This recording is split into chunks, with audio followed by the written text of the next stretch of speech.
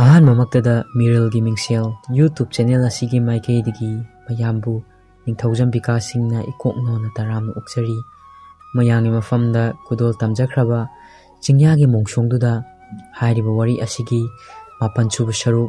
ꯍꯧꯖꯤꯛ ꯃꯌꯥꯝꯒꯤ ꯃꯐꯝꯗ ꯈꯨꯗꯣꯜ ꯇꯝꯖꯔꯒꯦ꯫ ꯋꯥꯔꯤ ꯑꯁꯤ ꯇꯥꯗ꯭ꯔꯤꯉꯩꯒꯤ ꯃꯪꯑꯣꯏꯅꯅ ꯃꯌꯥꯝꯅ ꯅꯨꯡꯁꯤꯕꯤꯗꯨꯅ ꯆꯦꯅꯦꯜ ꯑꯁꯤꯕꯨ ꯁꯕꯁꯀ꯭ꯔꯥꯏꯕ ꯇꯧꯕꯤꯌꯨ, ꯚꯤꯗꯤꯑꯣ ꯑꯁꯤꯕꯨ ꯁꯦꯌꯔ ꯇꯧꯕꯤꯌꯨ,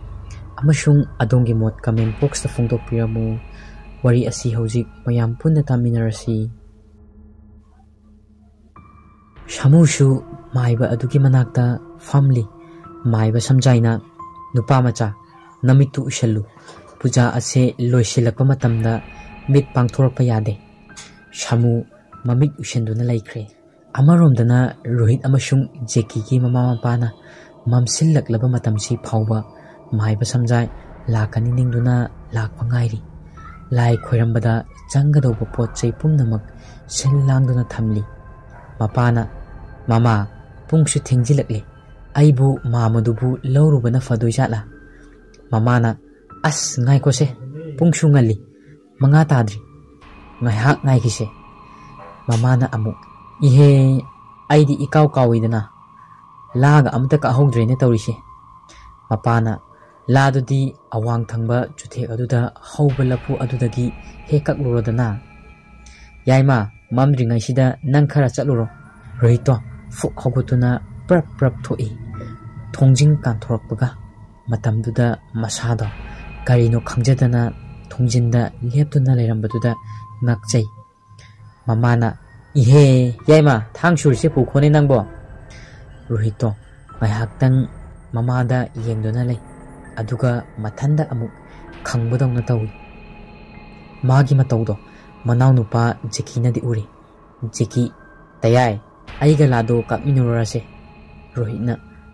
"ꯌꯥꯅꯤꯗ, ꯅꯪ ꯁꯨꯝ ꯂꯩꯍꯧ." ꯍꯥꯏꯔꯒ ꯃꯃꯥꯗꯒꯤ ꯊꯥꯡꯗꯣ ꯂꯧꯔꯒ ꯄ꯭ꯔꯞ ꯄ꯭ꯔꯞ ꯊꯣꯛꯂꯛꯏ꯫ ꯃꯇꯝꯁꯨ ꯄꯨꯡꯊꯦꯡ ꯊꯦꯡꯕꯗꯤ ꯅꯠꯇ꯭ꯔꯤꯕꯅꯤꯅ ꯌꯦꯅꯈꯥꯔꯣꯝꯗ ꯂꯥꯛꯂꯤ꯫ ꯃꯈꯣꯏꯒꯤ ꯏꯪꯈꯣꯜ ꯆꯨꯊꯦꯛ ꯂꯐꯨ ꯍꯧꯔꯤꯕ ꯃꯐꯝ ꯑꯗꯨꯗꯤ ꯃꯈꯣꯏꯅ ꯀꯌꯥꯁꯨ ꯆꯪꯅꯗꯕ ꯈꯔꯁꯨ ꯁꯨꯛꯄ ꯃꯐꯝꯅꯤ꯫ ꯔꯣꯍꯤꯠ ꯑꯀꯤꯕ ꯂꯩꯇꯅ ꯃꯐꯝ ꯑꯗꯣꯝꯗ ꯊꯥꯡ ꯁꯨꯔꯤ ꯑꯗꯨ ꯄꯥꯏꯗꯨꯅ ꯆꯪꯂꯛꯏ꯫ ꯃꯍꯥꯛꯅ ꯁꯨꯝ ꯆꯪꯂꯛꯄ ꯃꯇꯝ ꯑꯗꯨꯗ ꯀꯅꯥꯒꯨꯝꯕ ꯑꯃꯅ ꯃꯉꯣꯟꯗ ꯂꯨꯝꯂꯒ ꯌꯦꯡꯕꯗꯧꯅ ꯂꯩꯕꯒꯤ ꯁꯅꯤꯠ ꯑꯃꯗꯤ ꯐꯪꯏ꯫ ꯔꯣꯍꯤꯠ ꯑꯀꯣꯏꯕꯗ ꯀꯣꯏꯂꯩ ꯂꯩꯗꯨꯅ ꯌꯦꯡꯏ, ꯑꯗꯨꯕꯨ ꯀꯅꯥꯁꯨ ꯂꯩꯕꯗꯤ ꯎꯗꯦ꯫ ꯑꯀꯣꯏꯕꯗ ꯌꯦꯡꯂꯨꯔꯒ ꯂꯐꯨ ꯍꯧꯕ ꯑꯗꯣꯝꯗ ꯌꯦꯡꯂꯛꯄꯗꯅꯤ ꯔꯣꯍꯤꯠ ꯈꯪꯗꯨꯅ ꯃꯅꯤꯡꯗ ꯈꯣꯡꯐꯝ ꯈꯔ ꯍꯜꯂꯤꯕ꯫ ꯂꯐꯨ ꯑꯗꯨꯒꯤ ꯃꯔꯣꯝꯗ ꯀꯅꯥꯒꯨꯝꯕ ꯑꯃ ꯂꯨꯝꯗꯨꯅ ꯂꯩꯕꯒꯨꯝ ꯇꯧꯔꯤ꯫ ꯔꯣꯍꯤꯠ ꯃꯃꯤꯠꯇꯣ ꯅꯣꯏꯗꯨꯅ ꯑꯃꯨꯛ ꯌꯦꯡꯏ, ꯑꯗꯨꯕꯨ ꯍꯟꯗꯛꯇꯤ ꯃꯌꯦꯛ ꯁꯦꯡꯅ ꯎꯔꯦ꯫ ꯃꯝꯁꯨꯠ ꯃꯝꯁꯨꯠ ꯇꯧꯕ ꯑꯗꯨꯗ ꯃꯨꯁꯨꯛ ꯃꯨꯕ ꯃꯁꯝ ꯏꯐꯥ ꯐꯥꯕ ꯂꯐꯨ ꯑꯗꯨꯒꯤ ꯃꯔꯨꯝꯗ ꯂꯩꯔꯤꯕ ꯑꯗꯣ꯫ ꯔꯣꯍꯤꯠ ꯇꯞꯅ ꯊꯥꯡ ꯁꯨꯔꯤ ꯑꯗꯣ ꯄꯥꯏꯗꯨꯅ ꯆꯪꯂꯛꯏ꯫ ꯂꯐꯨ ꯃꯔꯨꯝꯗ ꯂꯩꯔꯤꯕ ꯑꯃꯨꯕ ꯑꯗꯣ ꯉꯧꯊ꯭ꯔꯣꯛ ꯉꯧꯅ ꯃꯃꯤꯠ ꯑꯗꯣ ꯂꯥꯎꯅ ꯄꯥꯡꯊꯣꯔꯛꯏ꯫ ꯔꯣꯍꯤꯠ ꯈꯪꯄ꯭ꯔꯦꯛ ꯈꯪꯗꯨꯅ ꯊꯥꯡ ꯁꯨꯔꯤ ꯑꯗꯣ ꯂꯩꯃꯥꯏꯗ ꯊꯥꯗꯗꯨꯅ ꯃꯁꯥꯗꯣ ꯆꯦꯡ ꯈꯩꯕꯒꯨꯝꯅ ꯅꯤꯛꯇꯨꯅ ꯂꯩꯈ꯭ꯔꯦ꯫ ꯃꯃꯤꯠ ꯑꯗꯨꯁꯨ ꯆꯦꯠꯅ ꯎꯏꯁꯜꯂꯤ꯫ ꯑꯗꯨꯒ ꯃꯆꯤꯟꯗ, "ꯑꯩꯕꯨ ꯑꯃꯨꯛꯇ ꯀꯟꯕꯤꯌꯨ, ꯑꯩ ꯂꯥꯜꯂꯦ, ꯑꯩꯒꯤ ꯊꯋꯥꯏꯗꯗꯤ ꯀꯟꯕꯤꯌꯨ" ꯍꯥꯏꯗꯨꯅ ꯍꯥꯏꯔꯤ꯫ ꯃꯇꯝ ꯑꯗꯨꯗꯅꯤ ꯃꯍꯥꯛꯀꯤ ꯂꯦꯡꯕꯥꯟꯗ ꯈꯨꯠ ꯑꯃꯅ ꯄꯣꯞ ꯄꯣꯞ ꯊꯥꯔꯛꯂꯤꯕ꯫ ꯔꯣꯍꯤꯠ ꯃꯈꯨꯠ ꯑꯅꯤꯗꯨꯅ ꯃꯃꯤꯠꯇꯣ ꯑꯃꯨꯛ ꯆꯦꯠꯅ ꯈꯨꯝꯖꯤꯟꯗꯨꯅ ꯂꯩꯔꯤ꯫ ꯃꯆꯤꯟꯗꯁꯨ, "ꯑꯩꯒꯤ ꯊꯋꯥꯏꯗꯗꯤ ꯀꯟꯕꯤꯌꯨ, ꯑꯩ ꯑꯃꯨꯛꯇ ꯀꯟꯕꯤꯌꯨ, ꯑꯩ ꯌꯥꯝꯅ ꯂꯥꯜꯂꯦ." ꯖꯦꯀꯤꯅ, "ꯇꯌꯥꯏ, ꯇꯌꯥꯏ ꯀꯩꯗꯧꯔꯒꯦ? ꯑꯩꯅꯦ, ꯁꯦ ꯀꯩꯗꯧꯔꯒꯦ?" ꯔꯣꯍꯤꯠ ꯃꯅꯥꯎꯅꯨꯄꯥꯒꯤ ꯈꯣꯟꯖꯦꯜ ꯇꯥꯕꯗ ꯈꯨꯝꯂꯤꯕ ꯃꯈꯨꯠ ꯑꯗꯣ ꯇꯞꯅ ꯂꯧꯊꯣꯛꯇꯨꯅ ꯃꯃꯤꯠ ꯄꯥꯡꯊꯣꯔꯛꯏ꯫ ꯖꯦꯀꯤꯅ, "ꯇꯌꯥꯏ, ꯅꯪ ꯀꯩꯗꯧꯔꯒꯦ? ꯑꯁꯣꯝꯗꯅ ꯏꯃꯥꯅ ꯂꯥ ꯉꯥꯏꯗꯨꯅ ꯂꯩꯍꯧꯔꯤ꯫ ꯊꯥꯡꯗꯣ ꯀꯗꯥꯏꯅꯣ ꯄꯤꯔꯛꯑꯣ, ꯑꯩ ꯂꯥ ꯑꯁꯦ ꯀꯛꯂꯛꯑꯒꯦ." ꯔꯣꯍꯤꯠ ꯃꯁꯥ ꯅꯤꯛꯄꯗꯤ ꯍꯟꯗ꯭ꯔꯤ꯫ ꯖꯦꯀꯤꯅ ꯊꯥꯡ ꯁꯨꯔꯤ ꯑꯗꯨ ꯄꯥꯏꯗꯨꯅ ꯂꯐꯨ ꯃꯈꯣꯡ ꯑꯗꯨꯗ ꯆꯪꯈ꯭ꯔꯦ꯫ ꯖꯦꯀꯤ ꯂꯥ ꯑꯗꯨ ꯀꯛꯂꯒ ꯃꯌꯥꯝꯕꯒ ꯄꯨꯟꯅ ꯌꯨꯝꯗ ꯆꯪꯂꯛꯏ꯫ ꯔꯣꯍꯤꯠ ꯃꯍꯥꯛꯅ ꯊꯦꯡꯅꯔꯛꯄꯁꯤꯡ ꯑꯗꯣ ꯃꯃꯥ ꯃꯄꯥ ꯑꯅꯤꯗ ꯇꯝꯒꯦ ꯍꯥꯏꯗꯨꯅ ꯆꯤꯝꯕꯥꯜ ꯀꯥꯡꯊꯣꯔꯛꯄꯒ ꯃꯄꯥꯅ, "ꯑꯁ, ꯄꯨꯡꯁꯨ 6 ꯇꯥꯁꯤꯜꯂꯛꯀꯗꯧꯔꯦ, ꯑꯩꯕꯨ ꯃꯥꯃꯗꯨꯕꯨ ꯆꯠꯂꯒ ꯍꯪꯂꯨꯕꯅ ꯐꯗꯣꯏꯖꯥꯠꯂꯅꯦ." ꯃꯃꯥꯅ, "ꯃꯣꯏ ꯄꯥꯕꯨꯡ, ꯏꯕꯥꯅꯤ ꯆꯠꯂꯁꯦ, ꯏꯆꯥ ꯑꯅꯤꯁꯤꯅ ꯌꯨꯝꯗ ꯊꯝꯂꯝꯃꯁꯦ ꯑꯁꯤ ꯍꯥꯏꯔꯒ ꯃꯄꯥ ꯃꯃꯥ ꯑꯅꯤꯗꯣ ꯃꯆꯥ ꯑꯅꯤꯕꯨ ꯌꯨꯝꯗ ꯂꯩꯍꯜꯂꯝꯂꯒ ꯃꯥꯏꯕ ꯁꯝꯖꯥꯏꯒꯤ ꯌꯨꯝꯗ ꯆꯠꯈ꯭ꯔꯦ꯫ ꯔꯣꯍꯤꯠ ꯃꯃꯥ ꯃꯄꯥ ꯑꯅꯤꯅ ꯊꯣꯛꯈꯤꯕꯗꯣ ꯌꯦꯡꯗꯨꯅ ꯂꯩꯍꯧꯏ꯫ ꯖꯦꯀꯤꯅ ꯇꯌꯥꯏ ꯉꯁꯥꯏ ꯅꯪꯅ ꯇꯧꯔꯝꯃꯤꯗꯣ ꯀꯔꯤꯅꯣꯕ? ꯔꯣꯍꯤꯠꯅ ꯉꯁꯥꯏ ꯂꯥ ꯀꯛꯀꯦ ꯍꯥꯏꯗꯨꯅ ꯆꯪꯕ ꯃꯇꯝꯗꯨꯗꯅꯤ ꯑꯩꯉꯣꯟꯗ ꯀꯅꯥꯒꯨꯝꯕ ꯑꯃ ꯂꯨꯝꯗꯨꯅ ꯌꯦꯡꯕꯒꯨꯝ ꯐꯥꯎꯔꯛꯈꯤꯕ꯫ ꯑꯗꯨꯗꯒꯤ ꯑꯩ ꯂꯐꯨ ꯃꯈꯣꯡ ꯑꯗꯨꯗ ꯆꯪꯂꯛꯄ ꯃꯇꯝ ꯑꯗꯨꯗꯅ ꯂꯐꯨ ꯑꯗꯨꯒꯤ ꯃꯔꯨꯝꯗ ꯃꯨꯁꯨꯛ ꯃꯨꯕ ꯑꯃ ꯂꯨꯝꯗꯨꯅ ꯂꯩꯔꯝꯕꯅꯤ꯫ ꯃꯌꯥꯝꯕꯒꯤ ꯋꯥꯗꯨ ꯇꯥꯕꯗ ꯖꯦꯀꯤꯁꯨ ꯑꯀꯤꯕ ꯄꯥꯈꯠꯄ ꯀꯌꯥ ꯑꯃ ꯐꯥꯎꯔꯤ꯫ ꯑꯁꯣꯝꯗꯅ ꯃꯥꯏꯕ ꯁꯝꯖꯥꯏꯅ ꯁꯝꯕꯨꯜ ꯑꯗꯣ ꯄꯨꯖꯥ ꯇꯧꯔꯤ꯫ ꯁꯥꯃꯨꯁꯨ ꯃꯥꯏꯕ ꯁꯝꯖꯥꯏꯒꯤ ꯅꯥꯛꯇ ꯃꯃꯤꯠ ꯎꯏꯁꯤꯟꯗꯨꯅ ꯐꯝꯗꯨꯅ ꯂꯩꯔꯤꯕꯅꯤ꯫ ꯈꯪꯍꯧꯗꯅ ꯂꯥꯏ ꯈꯣꯏꯔꯝꯂꯤꯕ ꯀꯥ ꯑꯗꯨ ꯇꯝꯅ ꯅꯨꯡꯁꯤꯠ ꯑꯃ ꯀꯟꯅ ꯁꯤꯠꯆꯜꯂꯛꯏ꯫ ꯃꯥꯏꯕ ꯁꯝꯖꯥꯏ ꯑꯃꯁꯨꯡ ꯁꯥꯃꯨꯒꯤ ꯑꯀꯣꯏꯕꯗ ꯅꯨꯡꯁꯤꯠ ꯑꯗꯨꯅ ꯂꯩꯅ ꯂꯩꯅ ꯁꯤꯠꯇꯨꯅ ꯆꯠꯂꯤ꯫ ꯑꯗꯨꯒ ꯃꯈꯣꯏ ꯑꯅꯤꯒꯤ ꯃꯥꯡꯗ ꯏ ꯊꯥꯡꯗꯅ ꯉꯧꯊ꯭ꯔꯣꯛ ꯉꯧꯅ ꯉꯧꯔꯨꯅꯕ ꯐꯅꯦꯛ ꯁꯦꯠꯇꯨꯅ ꯊꯥꯖ ꯑꯃꯁꯨꯡ ꯊꯝꯕꯥꯜꯒꯤ ꯁꯛꯇꯝ ꯑꯗꯣ ꯇꯥꯏꯕꯪ ꯁꯛꯇꯝ ꯄꯨꯗꯨꯅ ꯐꯝꯊꯔꯛꯏ꯫ ꯃꯥꯏꯕ ꯁꯝꯖꯥꯏꯅ ꯍꯦ ꯅꯤꯡꯉꯝꯗ꯭ꯔꯕ ꯊꯋꯥꯏ ꯃꯤꯔꯦꯜ, ꯅꯣꯡꯗꯝꯕ ꯃꯍꯥꯛꯅ ꯇꯝꯂꯝꯗꯨꯅ ꯉꯁꯤꯗꯤ ꯅꯈꯣꯏꯒꯤ ꯂꯃꯟ ꯈꯨꯝꯕꯗꯣ ꯁꯣꯏꯗꯅ ꯉꯝꯂꯒꯅꯤ꯫ ꯊꯥꯁꯅꯥ ꯑꯃꯁꯨꯡ ꯊꯝꯕꯥꯜꯒꯤ ꯊꯋꯥꯏ ꯑꯅꯤꯅ ꯃꯥꯏꯕ ꯁꯝꯖꯥꯏꯗ ꯃꯨꯟꯅ ꯌꯦꯡꯉꯤ꯫ ꯃꯈꯣꯏꯅ ꯃꯨꯟꯅ ꯌꯦꯡꯂꯤꯕꯗꯨꯒꯤ ꯃꯔꯝ ꯑꯗꯣ ꯃꯥꯏꯕ ꯁꯝꯖꯥꯏꯅ ꯈꯪꯂꯗꯨꯅ ꯍꯥꯏꯔꯛꯏ꯫ ꯅꯈꯣꯏꯅ ꯃꯇꯤꯛ ꯃꯌꯥꯏ ꯀꯜꯂꯕꯁꯨ ꯇꯥꯏꯕꯪ ꯃꯤꯑꯣꯏꯕ ꯃꯈꯣꯏꯒꯤ ꯃꯇꯤꯛ ꯃꯌꯥꯏꯅ ꯉꯝꯗꯨꯅ ꯅꯈꯣꯏꯅ ꯃꯈꯣꯏꯕꯨ ꯈꯨꯗꯨꯝ ꯆꯟꯕ ꯉꯝꯗꯕꯅꯤ꯫ ꯉꯁꯤꯗꯤ ꯅꯈꯣꯏꯒꯤ ꯄꯥꯡꯒꯜ ꯑꯩꯅ ꯍꯥꯞꯂꯒꯅꯤ ꯍꯥꯏꯔꯒ ꯁꯥꯃꯨꯅ ꯄꯨꯔꯛꯈꯤꯕ ꯄꯨꯖꯥ ꯇꯧꯗꯨꯅ ꯊꯝꯂꯤꯕ ꯁꯝꯕꯨꯜ ꯑꯗꯣ ꯂꯩꯕꯥꯛꯅ ꯁꯥꯕ ꯄꯥꯇ꯭ꯔ ꯑꯃꯗ ꯍꯥꯞꯇꯨꯅ ꯃꯥꯏꯕ ꯑꯗꯨꯅ ꯃꯩ ꯊꯥꯕ ꯍꯧꯔꯛꯂꯝꯃꯤ꯫ ꯃꯩ ꯊꯥꯕ ꯑꯗꯨ ꯎꯕꯗ ꯊꯥꯁꯅꯥꯒꯤ ꯊꯋꯥꯏꯗꯣ ꯃꯃꯤꯠꯇ ꯃꯄꯤ ꯏꯔꯥ ꯆꯦꯅ ꯃꯥꯏꯕ ꯁꯝꯖꯥꯏꯗ ꯃꯃꯤꯠ ꯈꯥꯅ ꯌꯦꯡꯂꯤ꯫ ꯁꯣꯝꯗꯅ ꯁꯥꯃꯨ ꯃꯃꯤꯠ ꯄꯥꯡꯂꯒ ꯌꯦꯡꯅꯤꯡꯕꯅ ꯂꯣꯏꯔꯦ꯫ ꯑꯗꯨꯕꯨ ꯈꯨꯗꯣꯡꯊꯤꯕ ꯊꯣꯛꯀꯗ꯭ꯔꯥ ꯍꯥꯏꯗꯨꯅ ꯃꯃꯤꯠꯇꯤ ꯄꯥꯡꯂꯝꯗꯦ꯫ ꯃꯩ ꯊꯥꯈ꯭ꯔꯕ ꯁꯝꯕꯨꯜ ꯑꯗꯨꯒꯤ ꯇꯥꯡꯒꯣꯏ ꯈꯖꯤꯛꯇꯪ ꯄꯥꯇ꯭ꯔ ꯑꯗꯨꯗ ꯌꯥꯎꯔꯤ꯫ ꯇꯥꯡꯒꯣꯏ ꯑꯗꯨꯗ ꯃꯥꯏꯕ ꯁꯝꯖꯥꯏꯅ ꯂꯥꯏꯁꯣꯟ ꯁꯣꯜꯂꯤ꯫ ꯑꯗꯨꯒ ꯊꯥꯁꯅꯥ ꯑꯃꯁꯨꯡ ꯊꯝꯕꯥꯜ ꯃꯈꯣꯏ ꯑꯅꯤꯒꯤ ꯃꯃꯥꯡꯗ ꯊꯝꯃꯤ꯫ ꯑꯗꯨꯒ ꯍꯥꯏꯔꯛꯏ, ꯍꯦ ꯊꯋꯥꯏ, ꯄꯥꯇ꯭ꯔ ꯑꯁꯤꯗ ꯌꯥꯎꯔꯤꯕ ꯇꯥꯡꯒꯣꯏ ꯑꯁꯦ ꯂꯧꯗꯨꯅ ꯅꯈꯣꯏꯒꯤ ꯑꯣꯏ ꯊꯪꯕ ꯄꯥꯝꯕꯣꯝ ꯑꯗꯨꯗ ꯇꯩꯌꯨ꯫ ꯃꯥꯏꯕꯒꯤ ꯋꯥꯗꯨ ꯇꯥꯕꯗ ꯊꯥꯁꯅꯥ ꯑꯃꯁꯨꯡ ꯊꯝꯕꯥꯜꯒꯤ ꯊꯋꯥꯏ ꯑꯗꯣ ꯄꯥꯇ꯭ꯔ ꯑꯗꯨꯗꯒꯤ ꯇꯥꯡꯒꯣꯏ ꯑꯗꯣ ꯂꯧꯗꯨꯅ ꯃꯈꯣꯏ ꯃꯈꯣꯏꯒꯤ ꯑꯣꯏ ꯊꯪꯕ ꯄꯥꯝꯕꯣꯝꯗ ꯇꯩꯔꯤ꯫ ꯃꯇꯝꯗꯨꯃꯛꯇꯗꯅꯤ ꯊꯋꯥꯏ ꯑꯅꯤꯗꯣ ꯑꯌꯥꯛꯄ ꯈꯣꯟꯖꯦꯜꯗ ꯀꯟꯅ ꯂꯥꯎꯔꯛꯏ꯫ ꯑꯀꯟꯕ ꯁꯞꯇ꯭ꯔ ꯀꯌꯥ ꯑꯃ ꯇꯧꯗꯨꯅ ꯊꯋꯥꯏ ꯑꯅꯤ ꯑꯗꯣ ꯑꯃꯠꯇ ꯑꯣꯏꯕꯒꯤ ꯁꯛꯇꯝ ꯑꯃ ꯑꯣꯜꯂꯛꯏ꯫ ꯃꯃꯤꯠ ꯃꯅꯥ ꯏꯂꯥꯎ ꯂꯥꯎꯗꯨꯅ ꯃꯃꯤꯠ ꯈꯥꯅ ꯃꯥꯏꯕ ꯁꯝꯖꯥꯏꯗ ꯌꯦꯡꯂꯛꯂꯤꯕ ꯃꯔꯩ ꯑꯗꯨꯁꯨ ꯉꯛꯁꯪ ꯉꯥꯡꯅ ꯁꯥꯡꯅ ꯇꯤꯡꯊꯣꯛꯂꯗꯨꯅ ꯂꯩꯃꯥꯏꯗ ꯄꯗ꯭ꯔꯥꯛ ꯄꯗ꯭ꯔꯥꯛ ꯇꯥꯔꯤ꯫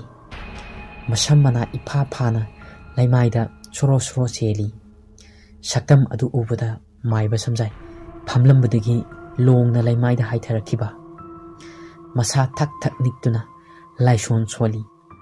ꯁꯥꯃꯨ ꯃꯃꯤꯠ ꯎꯏꯁꯤꯟꯅ ꯎꯏꯁꯤꯟꯅ ꯃꯥꯃ, ꯃꯥꯃ ꯀꯩꯗꯧꯔꯒꯦ ꯃꯥꯃ? ꯃꯇꯝꯗꯨꯗ ꯁꯛꯇꯝꯁꯤꯡ ꯑꯗꯣ ꯏꯪ ꯇꯞꯅ ꯐꯖꯔꯕꯤ ꯑꯃꯒꯤ ꯁꯛꯇꯝ ꯂꯧꯗꯨꯅ ꯈꯣꯟꯖꯦꯜ ꯑꯅꯤ ꯊꯣꯛꯅ ꯑꯁꯨꯝꯅ ꯍꯥꯏꯔꯛꯏ,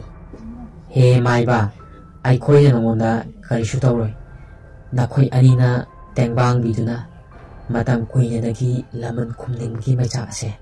ꯉꯁꯤꯗꯤ ꯀꯣꯛꯂꯒꯅꯤ꯫ ꯋꯥꯍꯩ ꯑꯁꯤ ꯍꯥꯏꯔꯛꯄ ꯃꯇꯝ ꯑꯗꯨꯗꯅꯦ ꯁꯝꯖꯥꯏꯒꯤ ꯌꯨꯝꯗ ꯔꯣꯍꯤꯠꯀꯤ ꯃꯃꯥ ꯃꯄꯥꯒꯤ ꯒꯥꯔꯤ ꯑꯗꯣ ꯊꯧꯖꯤꯜꯂꯛꯂꯤꯕ꯫ ꯊꯋꯥꯏ ꯑꯗꯣ ꯃꯤꯠ ꯎꯏꯁꯤꯟꯗꯨꯅ ꯂꯩꯔꯤꯕ ꯁꯥꯃꯨꯗ ꯅꯨꯡꯁꯤꯅ ꯌꯦꯡꯗꯨꯅ ꯃꯐꯝ ꯑꯗꯨꯗꯒꯤ ꯃꯥꯡꯈꯤ꯫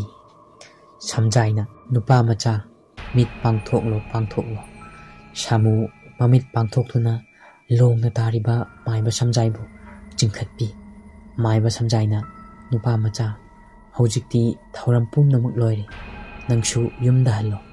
ꯍꯌꯦꯡ ꯑꯌꯨꯛ ꯑꯉꯟꯕꯗ ꯅꯨꯡꯉꯥꯏꯕ ꯄꯥꯎꯗꯣ ꯁꯣꯏꯗꯅ ꯐꯪꯂꯒꯅꯤ꯫ ꯁꯥꯃꯨ ꯋꯥꯍꯪ ꯀꯌꯥ ꯑꯃꯗꯤ ꯍꯪꯅꯤꯡꯂꯕꯁꯨ ꯋꯥ ꯉꯥꯡꯕ ꯉꯝꯗꯅ Ipu adudi nasu yogjerage haiduna maiba samjaibu khoiramlamlaga thoklai mahakna thoklakpaga Rohit ki mapa changlakpaga mapa chanare Shamu makhoi anida mamit khana yenglamaga prap thoki Rohit ki mapana haujikan angangsing se onthokno usitkidreda yengna yengsiga mamana natai saba angang oiramoine tawrise makhoina ngangnariba ado maiba samjai taraduna tapna thoklai mama mapa anido yum lomda mamai lesinlakpaga maiba samjai lamyaida leptuna leirambaduda khangprek khangi Rohit ki mapa mama na lakmandabaduda akhoi hekta kari kudong sadaba yaurage haiduna hekta lakjarabane maiba samjaina ibungo ai tasengnamak ngasi se isa se kaya nungaitabane haugat kangkatpa ngamlaktabadagi se haujikta laamba ibungo ado mahakna hidak laibiduna saraga isa se hara nungairaktana ibungo hoi lakpa makhol tabasida thonglaklibasin Rohit ki mama na haibiduna aikhoi ngasai anganbadagi pochaiga loina laiduna langsinduna thamlabane ado mama haujiksi hairakpaga maiba samjaina marak khangthat thatlaga laigi thoram ado aigi yum asida pangthoklasi ibema nachanu pa ani do potlam chingdo puraga la o hain haikro mama do wa makha ta ge tawbuga mapana o yam nungai jere mama ai angang singdo phone tawraga la wana haikrage mama na di macha ani do lakpada khudong tiba thokani haiduna chingaribani Ashumna mapa aduna macha anibu maiba samjaigi yum asida la o haiduna phone tawduna haikre ashomdana shamu shum lakpana mongchong adugi mapa ado yaurakle thanglamba khongthang ado chap lepi mamitagi mapi sinthaduna shamuna ashumna hairi ngasidi aina na khoigi mateng pangbado ngamle phatraba machimana anida nakut pena laman kumla uko hairam laga shamu mamittagi mapido taithokuna mayum tamna chatkre amaromdana Rohit amashung Jackie maiba samjagi yumda chatnabagi tamak laigi pochai singdo awat apa yengli matam dudani makhoigi ka aduki thongnaudo akanba sapu amada karigumba amana thomjilakpagum tawrakliba makhoi ani khangprek khangi Jackie tapna changsinduna thongnau ado hangdoke tawi adubu Jackie na thongnau ado thengdringaida thongnau adudi atomta tapna hangthorai nungchitchu kanna sini Jackie na nungsina oiraboi amuk khaldi thongnau ado phajana lonchilli makhoi ani laigi potlamsingdo puduna yum adudagi tholai Rohit ki gari aduda kakhatli adubu gari ado start ho haiba yamalaktabadagi makhoi ani khongna chatpa tarami Jackie na tayai aikhoi ani chatlarosira mamada ai phone tawraga haikrage ai ngasi se isa se yai ningde Rohit na amu tomba nangsima kashu tawrose lai se ngasi khoiram hongdrabadi aikhoi ani hayeng kari oigani khangpoti aduna ngasi khoiramdaba yadabane tomba Rohit to ngasi di masada yamna chatningba amadi poklami ashumna makhoi ani yum adudagi thoklakle machin manaw nungaiba wari kaya saduna lakli makhoi ani shum lakpana lamlen oi kai oi tawba lamhang mate ama jawsilakle mafam ado yawraku matamda asaba nuksit ama kanna sisilai aying nungsit ka asaba nungsit ka onarapado makhoi ani masadi iyai naramde adubu karisu thoina di khalude Rohit wa shum ngang duna lai khanghaudana Jackie ki makhong ado karigumba amana kanna yalakpagum khanglum silakliba Rohit ti wa ngang duna khongkha mari mangadi hengat kuna thangkatlibani matam aduda manaw nupana chukung khumaktabaduda onthokduna yengai अदुबु मनाउनुपा अदुदी लैरमद्रे जेकीना तुंगलोमदगी तयाय आई कैनोम तौरे आई इसासे कैनोम तौरे हायरकपदनी रोहितो ममाई ओंथोक्तुना तुंगलोमदा येंगलई जेकी की मखोंदा कारीगुंबा अमुबा खुद अमदा यालिबदो रोहितना उरे रोहित अदु उबदा मसादो तू चुंगना निकपनी जेकी तयाय आई खोंसे कैनोम तौरे खोंसे चिक चिक लावे रोहित अमुबा खुद अदुना यालिबदो महाक्ति उरिबनी मतम अदुदनी रोहित की तुंगलोमदगी कनागुंबा अमा लैबगुम छोर चावना चावना होलकलिबा जेकी तयाय रोहित की तुंगलोमदा मुसुक मुना वांगथंग वांगबा लेपलिबदो जेकीना उरे जेकी तयाय हाइदुने रोहित की तुंगलोमदा खुदोंबी अदो थिल्ली रोहित पाखतपोय कैबोय ममाय अदो तुंगलोमदा ओंथोकपने अदुबु महाकी तुंगलोमददी कनासु लैरमदे रोहितना अंगांग नन मतंग चादना लमनरकनु जेकी दी उरिबने रोहित की तुंगदा लेपलिबा अदो जेकी दो मखोंग अदो फाजिलंबदगी खंगथा थादोरई मतम अदुदने रोहित की लेंबांदा खुद अमना पायरेगा खंचिंग चिंगईबा रोहित तो खंगबोय कैबोय तौदुना खुद अदो कंथोकलमलगा माइकई खंगदना चेनख्रे जेकी शु मयामना चेलिबा तुंग इन्ना चेलई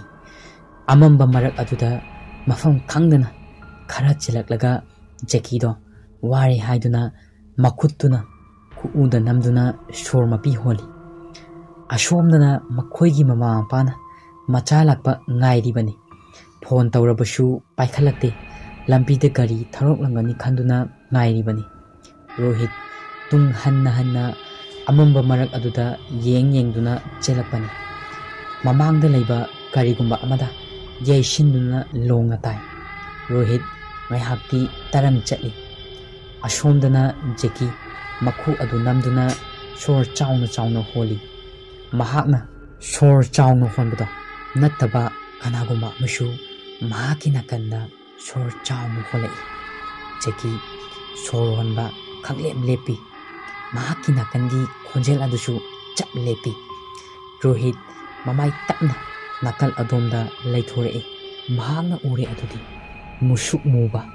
ममितना ngautrok ngongna panglaga ngakchang ngangba maya ado ga tuna leramba ado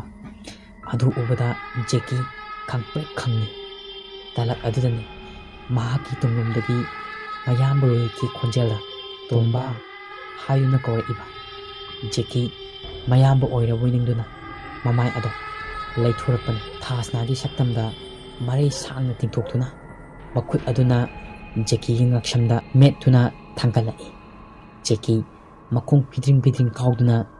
खुद अदुदगी नाथोकनबदी कन्ना होनाजबने थासनागी खुद नामा अदुना जेकी की मकोक अदो कन्ना मेलई जेकी खोंजेल हौना लाउरई थवाई अदुना जेकी की मकोक अदो पट लाउना थदली मखों पिद्रिंग पिद्रिंग काउरंबा जेकी तुमिन्ना लेख्रे जेकी की ngaksamdagi चेंथरकपा ई अदो थासनागी शक्तम अदो मरी सांगना तिंथोक्तुना लेकली थवाई अदो खोंजेल तरे तरा थोकना खाकना नोकली बो खोंजेल अदो रोहित चु तारे रोहित लेप लेतना अमम मरक अदुदा माइबा समजाई युम तबु यौरबदी खंदुना चेलाई